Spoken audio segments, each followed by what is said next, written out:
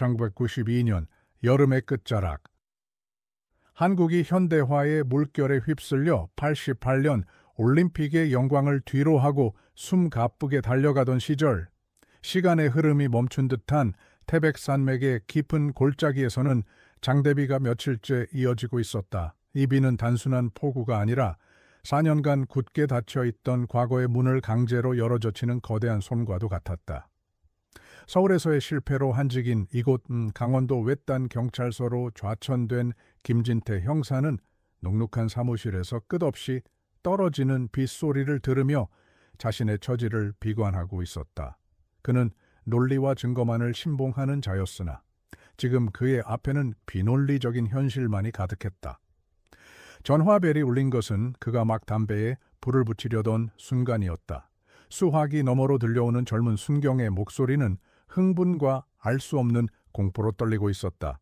김 형사님, 천곡사 칭유씨 근처입니다. 산사태가 그런데 동굴이 이상한 게 나왔습니다. 천곡사. 그 이름은 김 형사의 서류철에도 꽂혀 있었다. 4년 전 1988년 올림픽 개막식이 열리던 바로 그날 주지승이었던 범석 판씨과 그의 유일한 제자였던 19세의 지훈 주슌이 연기처럼 사라진 바로 그 외딴 사찰이었다. 김 형사는 지프를 몰아 험준한 산길을 올랐다. 비포장 도로는 붉은 진흙탕으로 변해 차가 몇 번이나 미끄러졌다. 안개와 비가 뒤섞여 한 치 앞도 분간하기 어려웠다. 저 멀리 안개 속에 잠긴 천곡사의 지붕이 유령처럼 희미하게 보였다. 그곳은 현대 한국의 번영과는 철저히 격리된 잊힌 시간의 섬이었다. 김 형사는 이 사건이 자신의 경력에 오점을 남긴 서울의 그 복잡한 사건과는 다를 것이라 애써 생각했다. 단순한 실종, 단순한 사고일 것이라고. 현장은 처참했다. 거대한 산사태가 산의 한쪽 면을 통째로 깎아내렸고 그 붉은 상처 한가운데에 검은 아가리가 드러나 있었다. 계룡, 지롱, 동굴. 현지인들 사이에서 신성하지만 동시에 두려움의 대상이 되는 장소였다. 경찰 통제선 너머로 몇몇 승려들이 비를 맞으며 불안한 눈빛으로 이쪽을 헤이. 그들의 표정에는 단순한 호기심이 아닌 마치 깨어나지 말아야 할 것이 깨어났다는 듯한 원초적인 공포가 서려 있었다. 김 형사는 장비를 챙겨 좁은 동굴 입구로 들어섰다. 밖은 여름이었지만 동굴 내부는 뼈가 시릴 정도로 차가운 공기와 함께 짙은 흙냄새 그리고 곰팡내가 진동했다. 손전등 빛이 어둠을 가르자 동굴은 생각보다 깊지 않았다.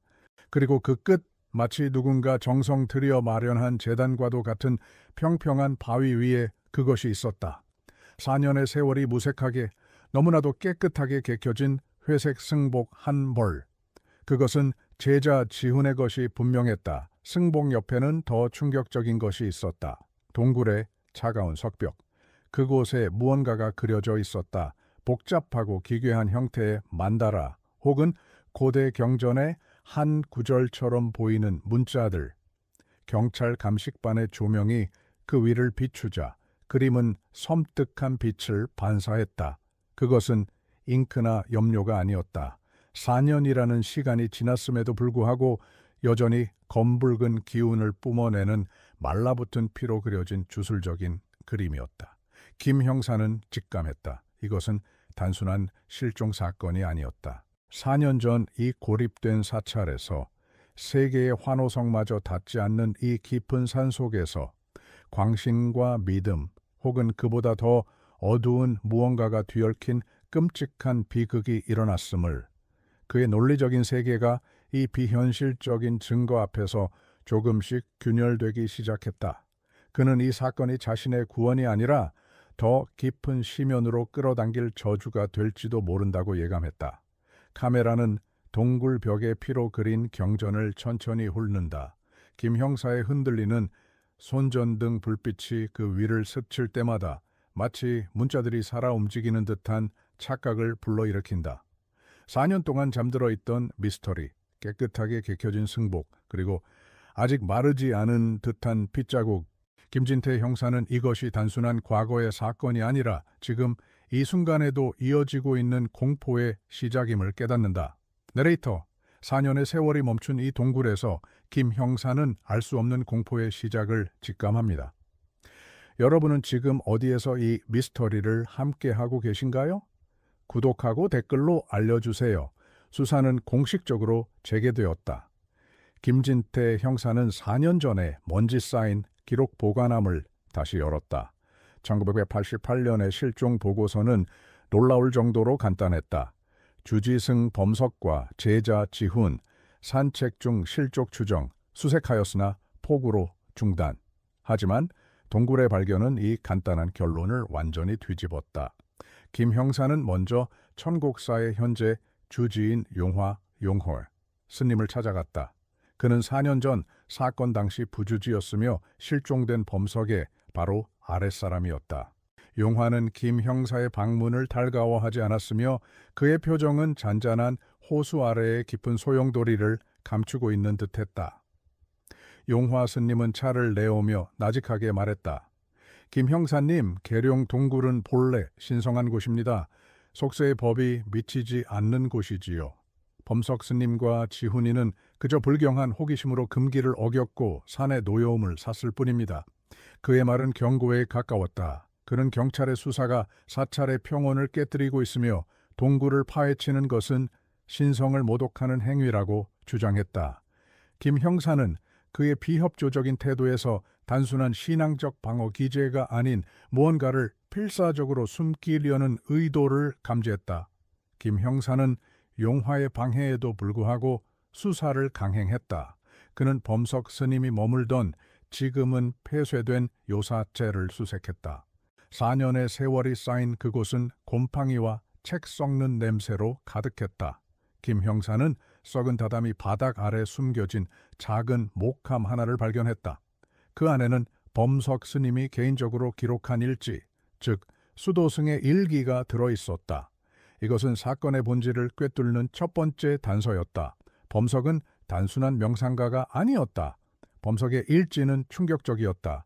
그는 주류 불교에서 이단으로 취급받는 고대 밀교 미자오 경전들에 심취해 있었다. 특히 그는 계룡 동굴이 단순한 자연 지형이 아니라 무언가를 봉인하고 있는 문맨이라고 믿고 있었다. 일지에는 사바세계의 고통을 끝내기 위해선 더 큰 고통의 근원을 묶어야 한다. 계룡이 깨어나려 한다와 같은 광기 어린 문장들이 가득했다. 김 형사는 그가 단순한 깨달음이 아닌 위험한 주술적 의식을 준비하고 있었음을 깨달았다. 동시에 감식반의 1차 보고서가 도착했다. 동굴벽에 그려진 경전의 혈액, 그것은 4년 전에 말라붙은 것이 아니었다. 법의학자는 조심스럽게 말했다.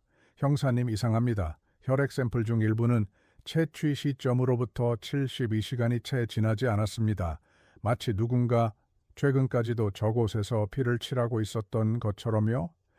이 보고는 김 형사의 등골을 오싹하게 만들었다. 4년 전의 사건이 아니었다. 이것은 현재 진행형이었다. 김 형사는 실종된 제자 지훈의 행적을 쫓기 시작했다. 고아였던 지훈은 범석 스님에게 구원받았다고 알려져 있었다. 사찰의 공양주 보살은 김 형사에게 지훈이는 스님을 아버지처럼 따랐어요. 아니 그 이상이었죠. 스님이 곧 자신의 세상이었으니까 스님이 가라는 길이라면 지옥이라도 따라갈 아이였어요. 라고 증언했다. 이 맹목적인 헌신, 거의 광신에 가까운 믿음이 김 형사의 마음을 무겁게 짓눌렀다.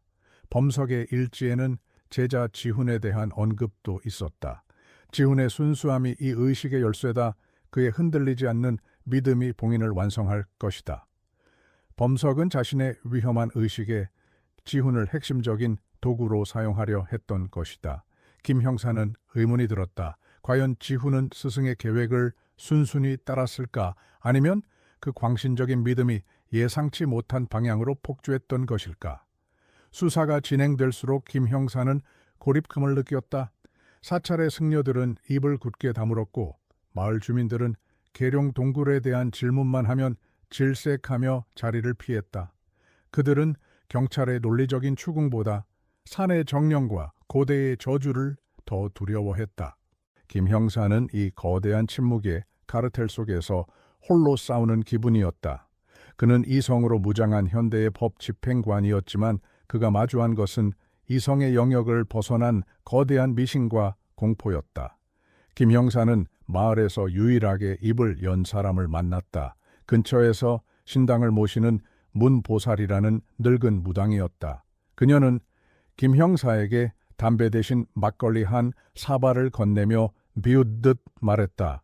경찰 양반 부질없는 짓 마쇼. 거긴 인간이 발 디딜 곳이 아니야. 4년 전에 닫힌 문을 당신이 다시 열었어. 산 주인이 노하셨다고. 죽은 자는 말이 없고 산 자는 이미 산 자가 아니게 되었으니. 그녀의 말은 수수께끼 같았지만 김 형사는 그녀가 무언가 결정적인 것을 알고 있음을 직감했다.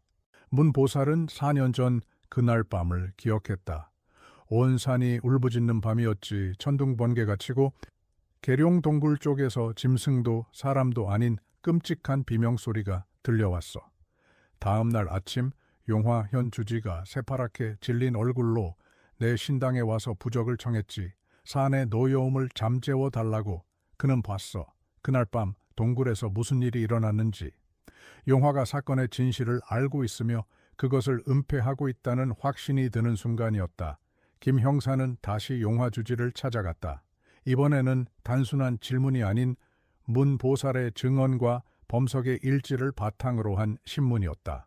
김 형사가 봉인의식과 4년 전의 비명에 대해 언급하자 용화의 평정심은 무너졌다. 그의 손이 찻잔을 잡지 못하고 미세하게 떨렸다. 그는 범석이 이단에 빠졌으며 자신이 그것을 막으려 했으나 실패했다고 변명했다. 하지만 그는 여전히 결정적인 것, 그날 밤 동굴에서 무엇을 보았는지에 대해서는 함구했다. 김 형사는 용화가 범석과 지훈의 죽음을 방조했거나 최소한 그들의 위험한 계획을 알고도 묵인했다고 의심하기 시작했다. 사찰의 명예를 지키기 위해 혹은 자신 역시 그 고대의 공포에 질려버렸기 때문에 김 형사는 용화를 압박했다. 스님, 동굴의 피가 신선합니다. 4년 전 사건이 끝난 게 아니라고요. 지금도 누군가 거기 있습니다. 스님은 대체 뭘 숨기는 겁니까? 그날 밤 김 형사는 악몽에 시달렸다. 꿈속에서 그는 계룡 동굴을 헤매고 있었다. 벽에 그려진 피의 경전이 녹아내리며 그를 향해 손을 뻗었고 어둠 속에서 지훈아 라고 부르는 범석 스님의 목소리가 울려 퍼졌다. 그는 땀에 흠뻑 젖어 깨어났다. 이 사건이 그의 이성을 조금씩 갉아먹고 있었다. 그는 자신이 사냥꾼인지 아니면 이미 함정에 빠진 사냥감인지 혼란스러워졌다. 수사는 교착 상태에 빠진 듯 보였다. 용화는 입을 열지 않았고 주민들은 공포에 질려 협조를 거부했다. 유일한 단서는 범석의 일지와 문보살의 알 수 없는 경고뿐이었다. 김 형사는 이성적인 수사 방식의 한계를 느꼈다. 이 미스터리를 풀기 위해서는 논리 너머의 것을 받아들여야 할지도 몰랐다. 그는 범석이 왜 그토록 동굴에 집착했는지, 그가 봉인하려던 그것의 정체가 무엇인지 알아내야만 했다. 김 형사는 범석의 일지를 다시 펼쳤다. 마지막 페이지에는 복잡한 그림과 함께 단 한 문장이 적혀 있었다. 달이 피를 삼키는 날 동굴의 심장이 열릴 것이다. 김 형사는 달력을 확인했다. 문보살이 말한 4년 전 그날 밤 1988년 올림픽 개막일. 그날은 기이하게도 개기월식이 있었던 날이었다.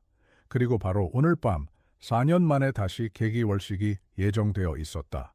우연이라고 하기엔 너무나 소름 끼치는 일치였다. 문 보살은 김 형사에게 마지막 경고를 했다. 오늘 밤이 고비야. 4년 전 그들이 끝내지 못한 것을 산이 마무리 지으려 할 거야. 동굴에 가지 마. 거긴 이제 산자의 영역이 아니야. 특히 당신처럼 마음에 상처가 있는 자는 쉽게 잡아채일 거라고. 김 형사는 서울에서의 실패를 떠올렸다. 자신의 실수로 동료를 잃었던 그 트라우마. 문 보살은 그의 약점까지 꿰뚫어 보고 있었다. 김 형사는 문 보살의 경고에도 불구하고 결심을 굳혔다. 이 미스터리를 끝낼 수 있는 곳은 계룡 동굴뿐이었다. 그는 권총을 점검하고 두꺼운 방수 재킷을 챙겼다. 오늘 밤 그는 논리가 아닌 직감, 그리고 어쩌면 운명에 자신을 맡겨보기로 했다. 4년 전의 진실, 그리고 동굴 속에 숨어있는 신선한 피의 주인을 만나러 가야만 했다. 그는 이것이 자신의 구원이거나 혹은 파멸이 될 것임을 예감했다. 한편 청곡사에서는 용화 주지가 불안하게 법당을 서성이고 있었다. 그는 김 형사가 오늘 밤 동굴로 향할 것을 알고 있었다. 그는 4년 전 자신이 저지른 비겁한 침묵의 대가를 치를 시간이 왔음을 직감했다. 그는 범석을 막지 못했고 지훈을 구하지 못했다. 아니, 그는 진실을 외면했다. 그는 고통스러운 표정으로 불상을 바라보며 무언가를 결심한 듯 법당 뒤편으로 향했다. 김 형사가 동굴에 접근하자 기이한 현상들이 발생하기 시작했다. 숲속에서 이유 없는 속삭임이 들려왔고 손전등 불빛이 이유 없이 깜빡였다. 마치 산 전체가 그를 거부하는 듯한 압력이 느껴졌다. 그는 자신의 이성이 흔들리는 것을 느꼈지만 여기서 물러설 수는 없었다. 그는 잃어버린 명예를 되찾기 위해 이곳에 왔지만 지금은 그저 이 끔찍한 진실을 알아내야 한다는 집념만이 남아있었다. 동굴 입구. 4년 전 산사태로 막혔던 입구는 이제 폭우로 인해 더 넓게 열려 있었다.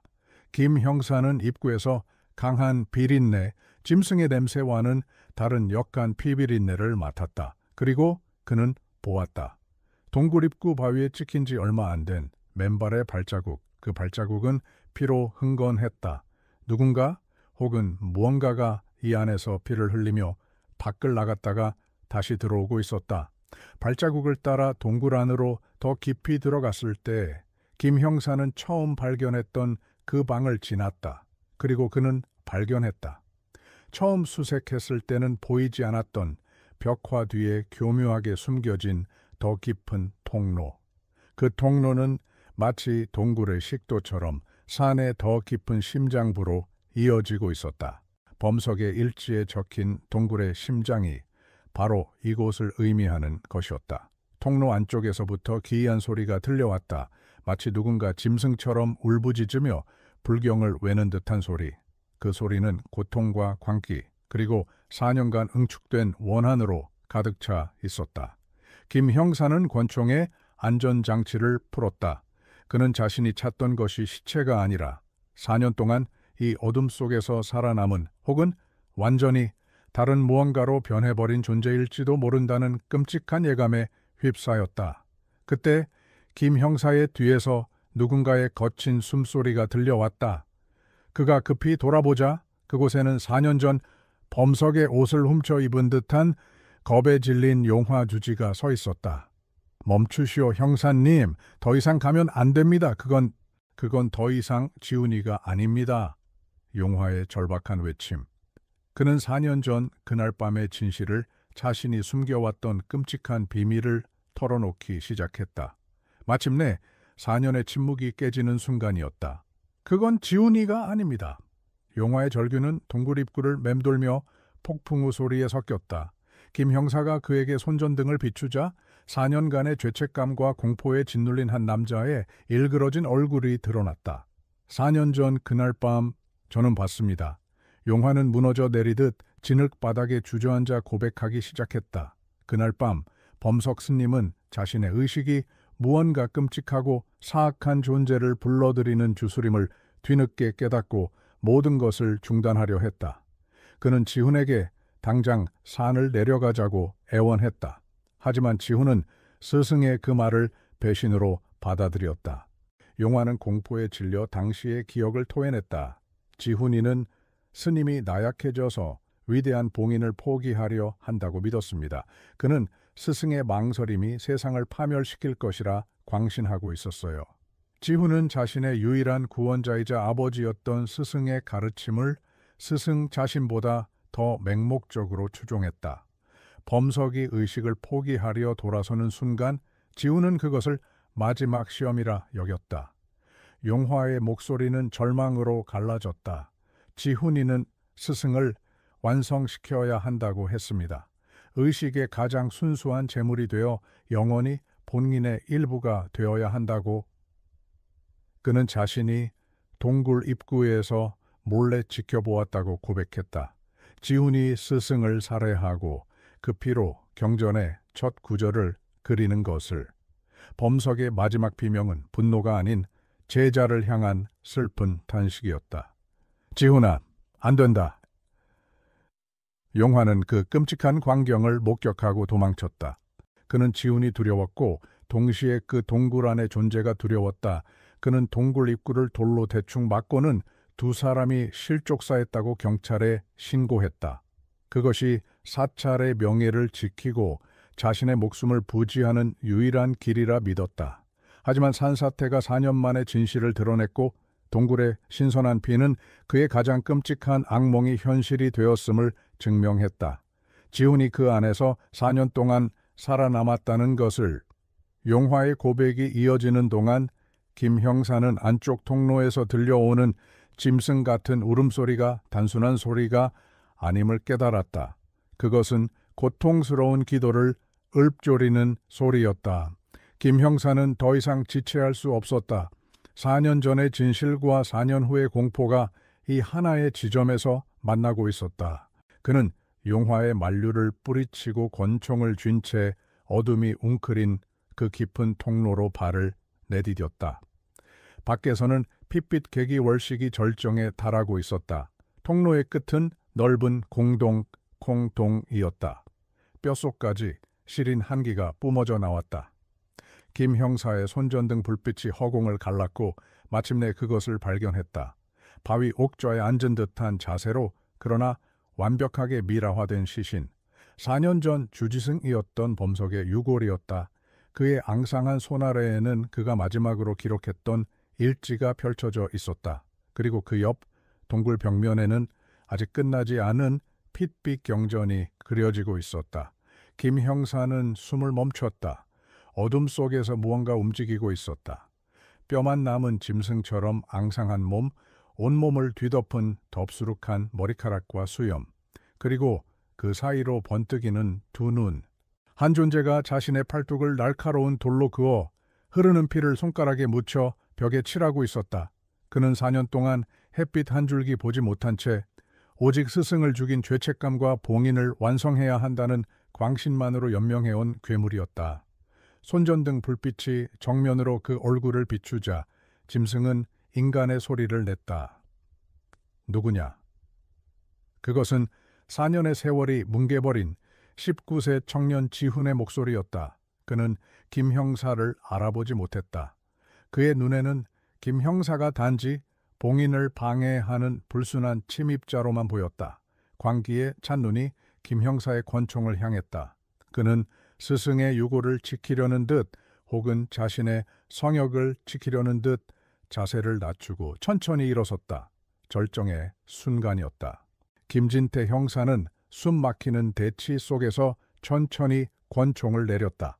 그의 앞에는 4년간의 광기가 빚어낸 인간의 형상을 한 비극 그 자체가 서 있었다. 지훈은 스승의 유골을 지키려는 듯 으르렁거렸다. 김 형사가 한 걸음 다가가자 지훈은 날카로운 돌을 쥐고 짐승처럼 달려들었다. 그것은 사리가 아닌 자신의 유일한 임무인 봉인을 지키려는 맹목적인 방어였다. 김 형사는 서울에서 동료를 잃었던 그날의 트라우마가 스치며 순간적으로 몸이 굳었다. 반가 소외를 당길 수 없었다. 바로 그 순간 뒤따라 들어온 용화 주지가 김 형사를 밀치고 지훈의 앞을 막아섰다. 날카로운 돌이 용화의 복부를 깊게 찔렀다. 용화는 피를 토하며 무릎을 꿇었지만 두려움에 떨던 그의 눈은 놀랍게도 평온과 연민으로 가득 차 있었다. 그는 지훈의 앙상한 팔을 붙잡았다. 지훈아, 이제 다 끝났다. 범석 스님은 너를 용서하셨을 게다. 그 말은 광기에 잠식당했던 지훈의 눈빛을 아주 잠깐 4년 전 19세 소년의 그것으로 되돌려 놓았다. 지훈이 혼란에 빠져 울부짖는 사이 동굴 전체가 격렬하게 흔들리기 시작했다. 개기월식의 기운 때문인지 아니면 4년간 이어진 주술적 긴장이 무너졌기 때문인지 알 수 없었다. 천장에서 거대한 바위들이 무너져 내리기 시작했다. 김 형사는 피 흘리는 용화를 부축해 빠져나가려 했다. 하지만 용화는 김 형사의 손을 뿌리쳤다. 가시오, 이건 나의 업보요. 4년 전 내가 짊어졌어야 할 나의 참회요. 용화는 마지막 남은 힘을 다해 여전히 혼란스러워하는 지훈을 끌어안았다. 마치 4년 전 자신이 구하지 못했던 그 아이를 이제야 품는 아버지처럼 우리가 함께 이 문을 지킬 것이다. 그는 김 형사를 향해 절박하게 외쳤다. 가시오. 그리고 여긴 아무도 없었다고 하시오.